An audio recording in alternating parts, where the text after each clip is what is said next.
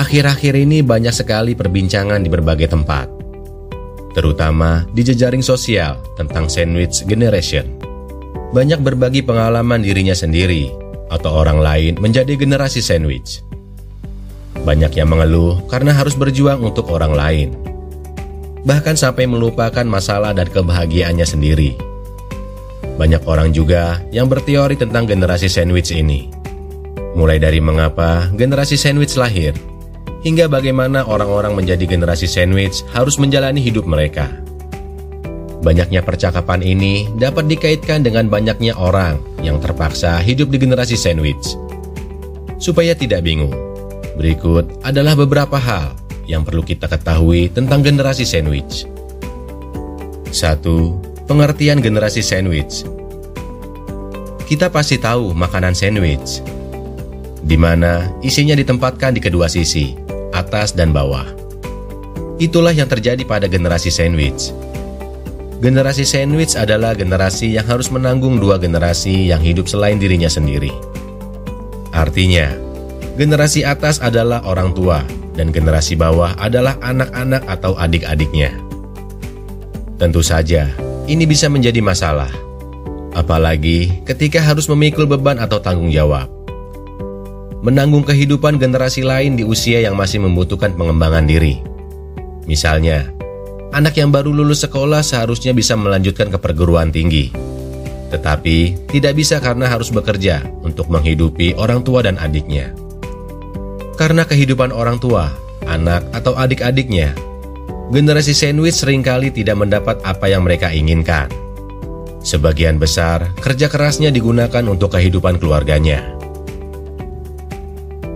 2. Penyebab timbulnya generasi sandwich. Mengapa timbul generasi sandwich? Hal utama adalah bahwa orang tua tidak mempersiapkan hari tua dengan baik. Dengan demikian, ketika mereka mencapai usia yang tidak produktif atau tidak mampu bekerja, mereka tidak mampu memenuhi kebutuhannya sendiri, sehingga menjadi tanggung jawab anaknya. Selain itu, dapat juga jarak kelahiran anak terlalu jauh atau lama.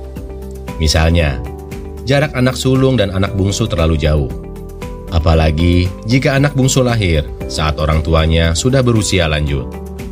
Jika si sulung sudah bekerja, si bungsu tetap harus sekolah, sedangkan orang tuanya sudah tidak mampu lagi mencari nafkah. Dengan demikian, kebutuhan anak bungsu seringkali harus dipenuhi oleh kakaknya. 3. Resiko generasi sandwich. Seperti yang telah disebutkan, menjadi generasi sandwich bisa menjadi masalah. Resiko terbesar yang harus ditanggung generasi sandwich adalah sulit untuk menemukan kebahagiaan di luar keluarga.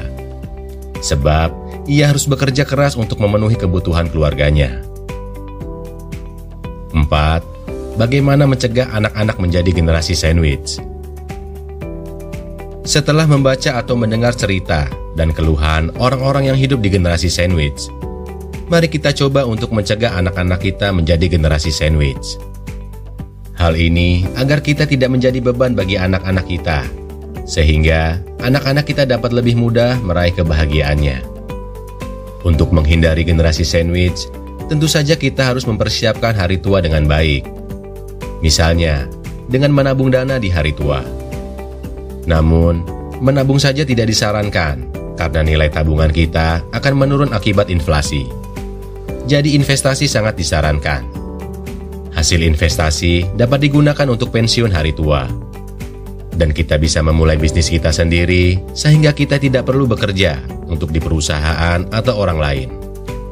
Pilih jenis usaha yang bisa kita lakukan, meski sudah tidak produktif lagi, seperti membuka warung. Berikut adalah beberapa hal yang perlu kita ketahui tentang generasi sandwich. Semoga bermanfaat, tetap berpikir positif dan semangat.